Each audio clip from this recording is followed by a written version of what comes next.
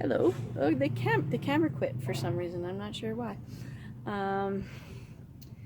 Rural cottage is, for me anyways, is, you know how you drive down what we know as a rural road, a country road. So in some ways you could call it country cottage, where you see these houses that look like they're on farmland, but they're not.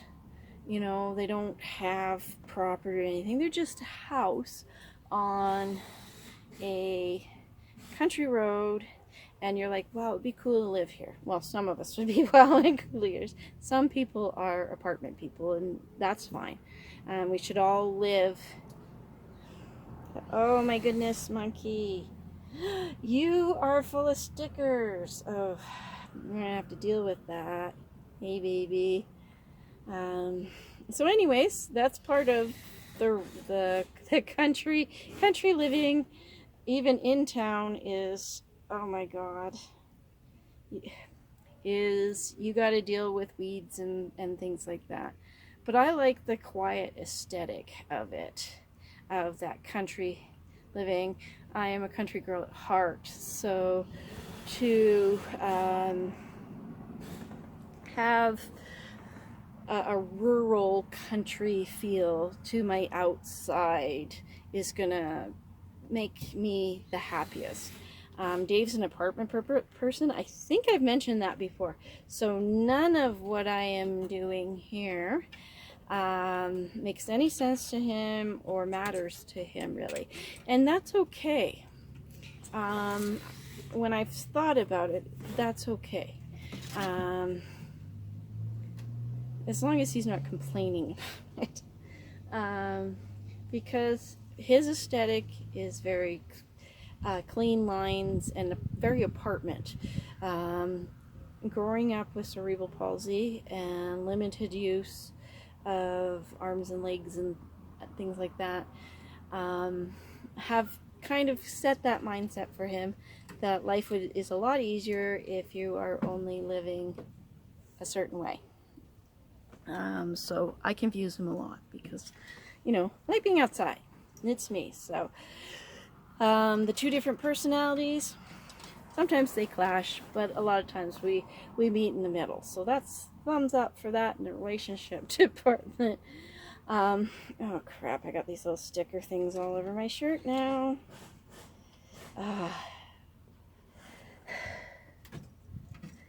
Okay, sorry, got distracted by sticker things. So anyways, I am taking a break from the choke cherry stuff, let it cool down, put it in the fridge, because I decided that it would be easier for me if I just did it in stages. Boil the berries, strain the berries, you know, take 2 days to boil and strain the berries. I'm going to call them berries, for lack of a better word. And then probably tomorrow or the day after, because it does keep for a bit anyways, I'm going to throw them in, start making my syrup and get it canned. But anyways, back to this country and the rural feel. The yard has always had that rural feel because of the fact of where it's sitting. Now, I'm not talking about much about where it's sitting anymore, because just in case one of these days the channel does take off and I don't need to have people finding me. When you think about that, that's actually kind of scary. So a lot of content YouTubers do not actually show where they are. They might say what town they're in, or, you know, what province or country, state, etc., but they don't actually show where they are. Sometimes, depending on what you are doing for a channel, you just gotta, the fans are different. A lot of yarn related fans are not as enthusiastic as, say, some gamer fans are. So lots of great people on both sides. I'm not knocking. But sometimes it just pays to just keep it quiet. I have slipped up, and there is in the past, there is information, but you're gonna have to watch through lots of video to find that information. Anyway, so the country feel. What is Briar Rose Cottage, and the feel and the aim of the channel? As I have stated in the about part, there's an about part. It's about me and what I do, and where I am at whatever stage in my life that I'm at. It started out as a channel, as something to do, to be busy in a lot of respects while my late husband Kirk was doing his dialysis, because sitting in the hospital was uncomfortable for me. You know, I got to get up and go walk, and I was doing this video when the big C hit, when we had vid, and so on that note, you know, I didn't want to wear a mask all the time. I didn't want to sit in the hospital trying to breathe, because it was hard to breathe through those paper masks. They had a tendency, when I breathed in, they stuck in my nose and my mouth. I felt like I was choking. And so I was, you know, he would end up sleeping. So I'm sitting there trying to read or knit or crochet. Some of the videos were done in the hospital under the original C is for Crone. It's not Cis for Crone, it's C is for Crone, play on Sesame Street. And then it became the Crone Cottage, but I was grieving at the time that it became the Crone Cottage. Yeah, some days it is grown. The Crone Cottage. And I stopped because I was too tired. It was just too hectic, too much. You know, it was the Widow's Journals. I should go rewatch those so I can get reminded how much forward I've moved in my grief in the last 3 years, and it is coming up 3 years since Kirk died. And so as time moved forward, things did morph and change, and morphing and changing are the same thing. It's the same word, just using both, just in case some people don't understand what morphing means. The English language is so varied in its nature that I can understand why immigrants are confused a lot and prefer to talk in their own language, because when words mean more, when the same word means more than one thing, it can be hard in pronunciations, and it can be hard in translating and communicating. So sometimes that's where kindness comes into others, comes into play. But anyways, so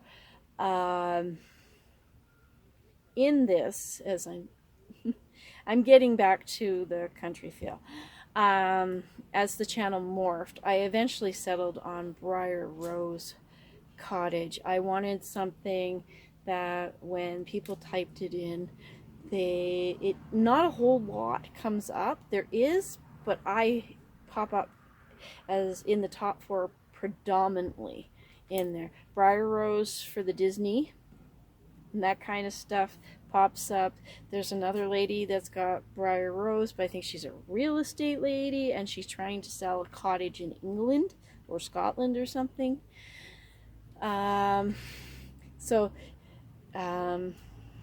It's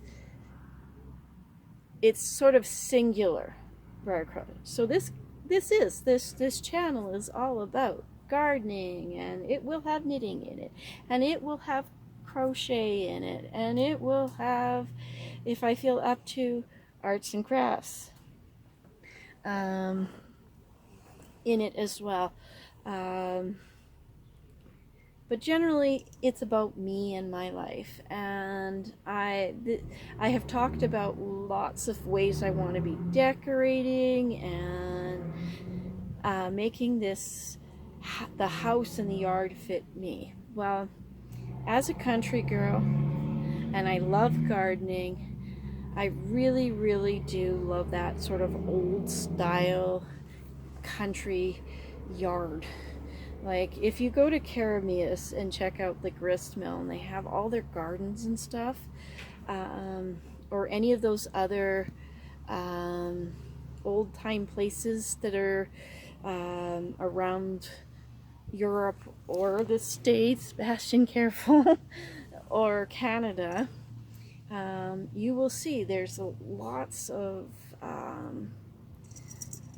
sunflowers and herbs and things, because cottage living, country living at that time, when you had your farm or your ranch or your whatever it was you did as a settler or coming up in the times that passed, that you planted what you needed to eat, or for medicines and things like that. So yes, I get excited when I find out that a plant in my yard is medicinal, and then I have a tendency to go overboard in that excitement, and I want to save it all, and then I discover I have so much of it, and I'm not in a place yet to have it all dried out and sell it.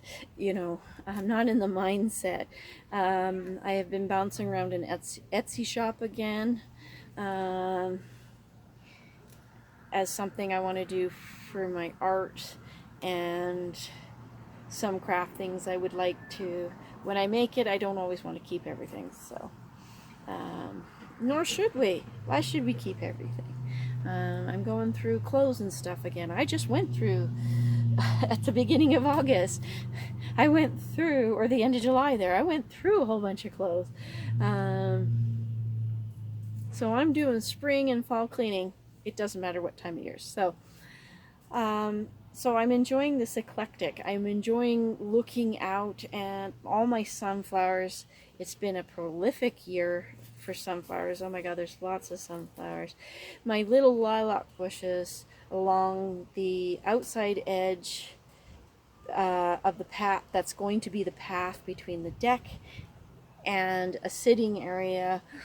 I've got more vision just by putting crap boards down on where these paths are, so I can figure out how big my gardens are, so I can figure out how many more raspberries to buy, or do I need to buy more raspberries because mine had babies this year.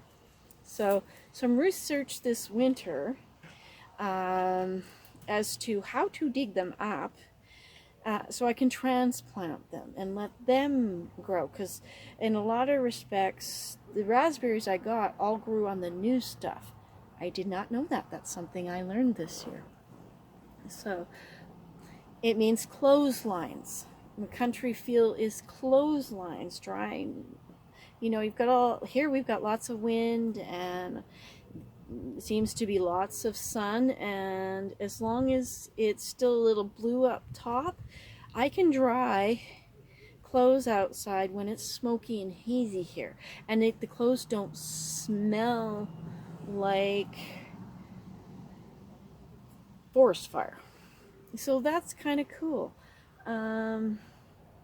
So saving money, saving energy, so that when I do things like overwater because I'm trying to get trees to grow, or I'm trying to do something in an area of my yard which is not a great place, like the driveway for planting vegetables and things like that, and they do need extra water.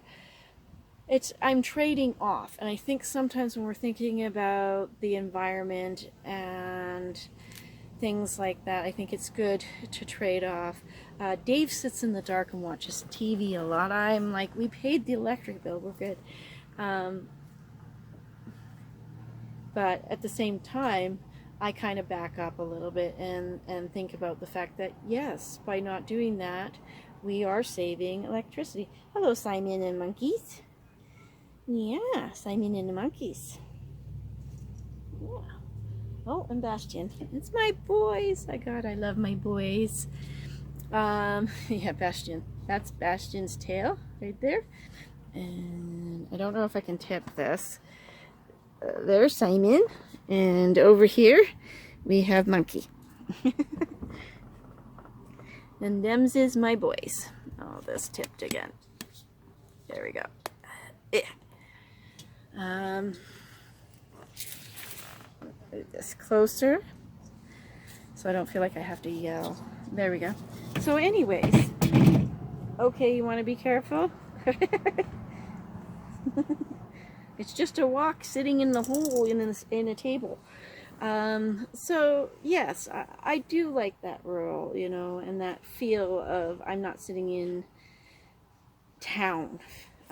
Sit on my deck and look at the stars and, you know, at night, that kind of feel. And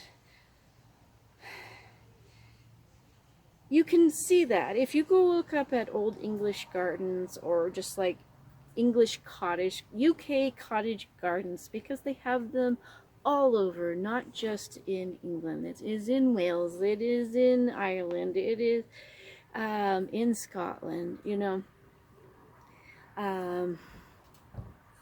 They have that, and there's usually most of these places might have a patch of grass in the back, and they call that over there, they call that a garden. But a lot of times it is just filled with plants, you know, whether it's a raised garden bed or a right in the ground garden bed. They'll have bushes, they'll have trees. When Elise Bush, she's Dutch. She has her channel on here. B-U-S-C-H. Bush. I have no idea. I know I butchered that. She bought a new place, and she has the side and backyard that I want. It's just full of plants. But she kind of bought it that way, and then she spent money to fill in the blanks. So I have my blank canvas, I'm putting in my plants, I'm creating my pathways, getting rid of old stuff that doesn't make any sense for me, and that kind of thing. So even if you want this feel on a patio, like on a deck, like you're in an apartment and you've got your little decky thing going on, my suggestion to you would be to collect from a friend who has a tree, hello Simon, and has, hi Simon, thank you for kisses. Aww. I love licky kisses. I would collect some of the branches from there, some of the bigger ones, you know, so you got some little bit of like logs going on around the edge. Nothing too big, nothing too heavy, because you don't want that tiny little space to be overwhelmed by everything that you put on it. The other thing would be to look at the vertical veg community. They're on Facebook. It's actually called Vertical Veg, and it's all about container gardening, and it's a really good supportive group. I'm part of it, even though I don't need to do it because I have all the space, but there's ideas like how to use a pallet to make these little pocket planters, where you can go up the side of your balcony and put all your plants and your strawberries and your beans and or whatever you want to have a country feel. You just need to do a little bit of research if you want to grow things like corn or sunflowers or sweet peas, anything that grows up tall like a sunflower. The roots grow this way, not a lot down this way. So as they grow sort of horizontal, they need that space. So you got to be careful what you plant in around them. Now, having said that, there are short varieties of sunflowers that don't grow very tall, that you are easy to put in a pot, and you can have that sort of sunflower feel on your deck. It also depends too on how much sunshine you're going to get on your deck. So maybe you have a shaded deck, and maybe your country, that sort of rural aesthetic for you on your deck, on your balcony, would be shade plants. Not so much flowers. There are some flowers that prefer the shade, like in Prince Edward Island, where lady slippers are from. They love being tucked in underneath trees and things like that, where it's moist but there's not a lot of sun. They don't like being baked. They do not grow in the Okanagan because it's too hot and too dry. The Okanagan's in BC, in Canada, because that's where I am in Canada. So I reference Canadian stuff a lot. So, you know, when you're sitting there thinking about what you want to be doing for your gardening and what you want your home to feel like, don't always get lost in a specific style. You know, I like all this country stuff outside. It's great outside, but I don't want it in the house. I have a different feel for the inside based on room to room to room. It's starting to narrow down. I had talked about having sort of a dort, sort of a dollhouse fort feel. I still kind of want to have the whimsy of that. I don't know if you can hear the train or not. So we got a train. But I do want whimsy in my house.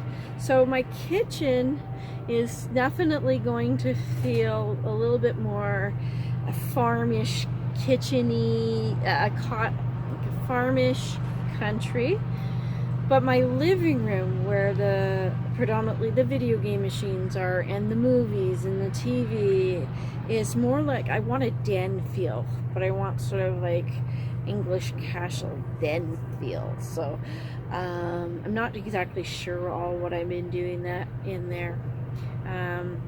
But I'm also a witch, a natural witch, and I'm pagan. Faith structure is pagan, lifestyle is witch. And I like to have dragons and ravens and crystals, and I've got my tarot decks and the books and things like that. So I want all of that to kind of be all over the house. So that's me. So the outside is rural, and the inside is sort of what I call eclectic. It's going to be eclectic witch. Like, oh, I've seen them on Facebook, and I'm sure a bunch of you have too that have been on Facebook, is these witchy cottages that are just sitting in, you know, sort of a wooded area, and some of them have the outside eclectic that I want, with that country feel, and then you go in the house and there's the herbs hanging, you know. It's sort of, for me, a little bit of a spin on the house that is in Practical Magic. I'd love to have that house. It's way too big for me now. And, you know, maybe what I'm doing is trying to create a mini version of that. I did discover that there's two different houses that I grew up in. One was a cabin in the woods, and one was a trailer court where it had camping. It was like a campground. It was the Between the Lakes campground in Penticton, and there was garden there and lots of room for us to kids to grow up in. And that was my two favorite homes that I have lived in, was this cabin in the woods with nobody around, and then this stream that ran. It was just beautiful. Anybody who ever wanted to just like live in the woods, you would have loved this. Whoops. Hello, Morgana. Hi, sweetie. Yeah, that's baby girl.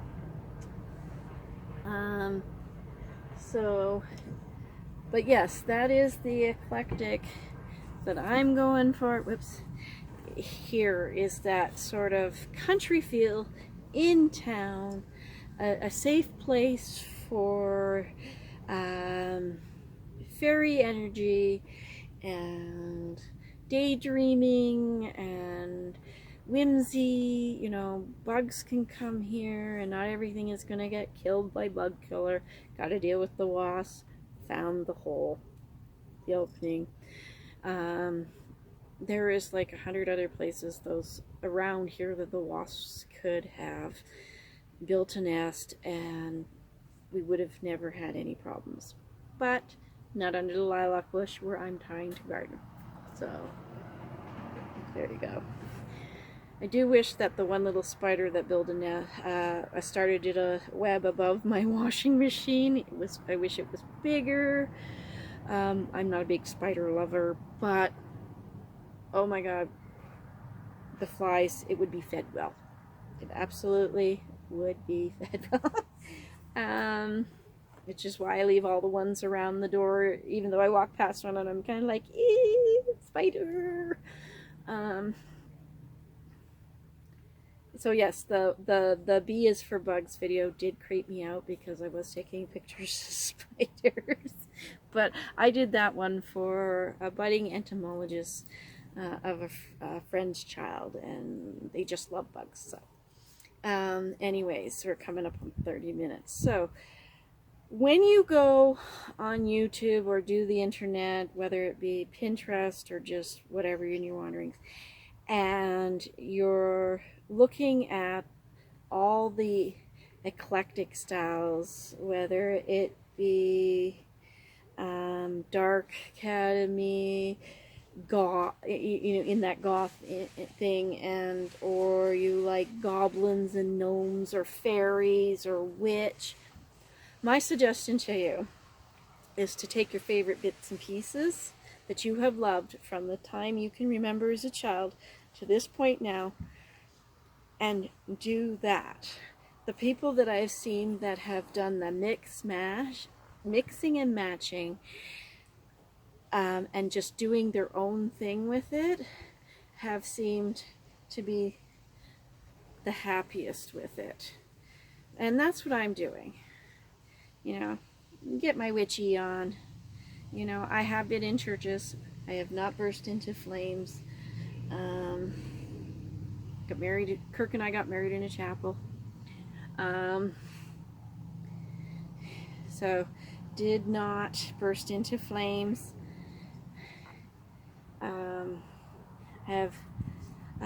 So to each his own. To each his own. Let's just be kind, and to each his own. I love animals, you can see that.